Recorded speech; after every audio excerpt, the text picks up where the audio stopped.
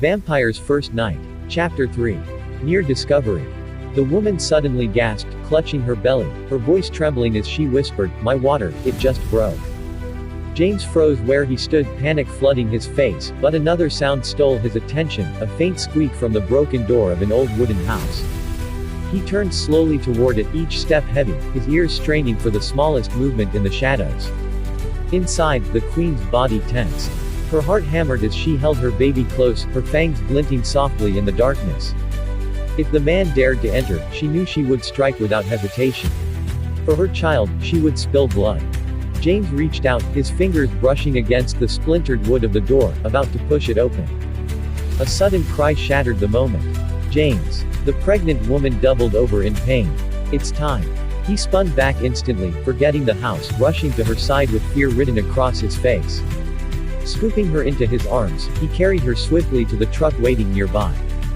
The engine roared, tires kicking up dirt, and in a heartbeat they vanished down the road, leaving only dust swirling in their wake. Inside the wooden house, the queen stood frozen, listening until the sound of the truck had completely faded. She lowered her gaze to her child and whispered, "We must be careful. They cannot find us. Not yet." She stepped into the cool shadows outside, her cloak tied around the baby, following the faint trail of wheel marks in the dirt. At last, she reached the edge of a small town, where rows of houses gleamed in the sunlight and voices of humans filled the air. Children laughed, bells rang in the distance, and the queen watched silently, her eyes sharp and calculating. "This world belongs to them," she thought bitterly, "but I will survive here. For you, my son." Her mind drifted back to fire and betrayal, the clash of swords, the traitor's laughter, her husband torn away in chains as their kingdom burned. Her pale cheeks glistened with tears. She kissed her child's forehead, whispering, "We must hide who we are, until you are strong enough to claim what is yours."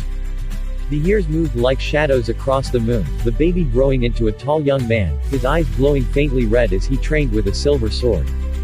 And in the great hall of stone and fire, his mother, the timeless queen, stood across from him, blade in hand, shaping him with every merciless strike.